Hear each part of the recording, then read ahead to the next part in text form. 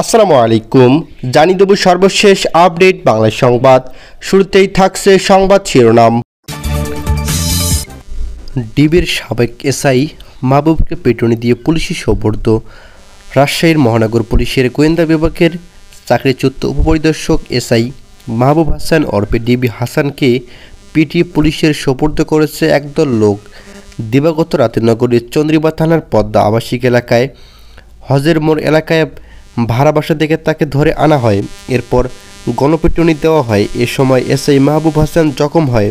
রাতেই তাকে Rajshahi medical college হাসপাতালে জরুরি বিভাগে নেওয়া হয়। গত বছর 5 আগস্টের পর চাঁদাবাজির মামলা হলে মাহবুবকে সাময়িক বরখাস্ত করা হয়। সর্বশেষ রাজশাহীর মহানগর গোয়েন্দা পুলিশের সে কর্মকর্তা ছিল, পরে তাকে চাকরিচ্যুত করা হয়।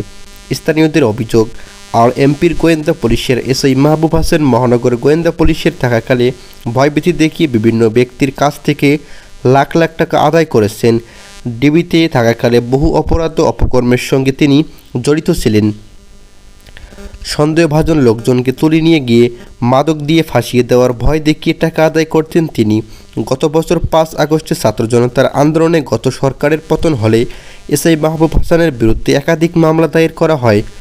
অভিযোগগুলোর সত্যতা থাকায় আর এমপি কর্তৃপক্ষ গত বছর সেপ্টেম্বরে তাকে চাকরিচ্যুত করেন। এরপর থেকে সে পদ্মা আবাসিক এলাকায় হজের মোড় এলাকায় বাসা ভাড়ায় আত্মগোপনে ছিলেন।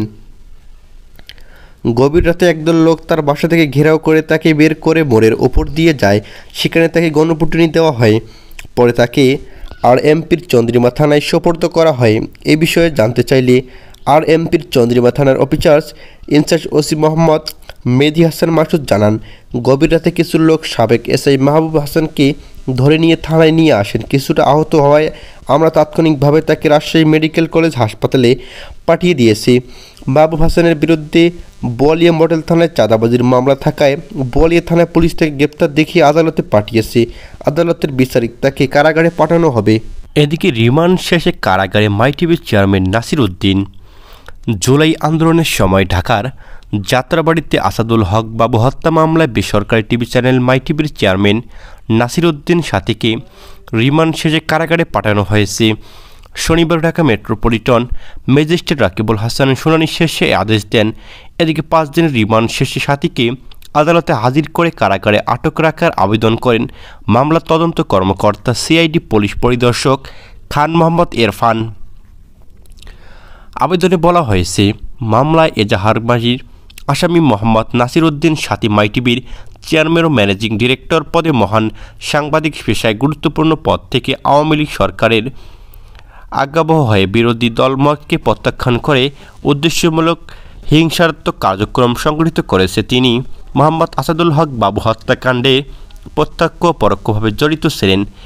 এছাড়াও বৈষম্য বিরোধী ছাত্র জনতার আন্দোলন চলাকালে আন্দোলনের বিপক্ষে উস্কানিমূলক বক্তব্য ও প্রচার কার্যক্রম চালিয়ে আন্দোলন বিরোধী অবস্থান নেন তিনি।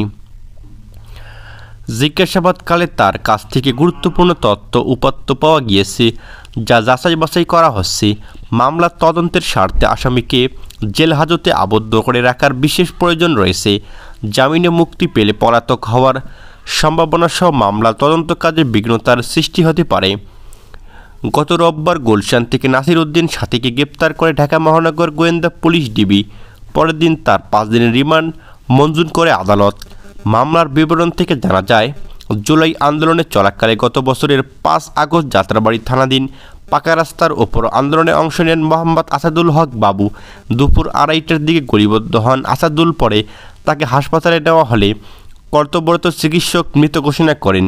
এ ঘটনায় গত বছরের 30 আগস্ট যাত্রাবাড়ি থানায় হত্যা মামলা করেন নিহতের বাবা জয়নাল আবেদিন। এ মামলায় সাবেক প্রধানমন্ত্রী শেখ হাসিনা সহ 25 জনকে আসামি করা হয়। মামলায় নাসির উদ্দিন 22 নম্বর এবং তার ছেলে তহিদ আফ্রিদি 11 নম্বর এজাহারধারী আসামি ছিলেন।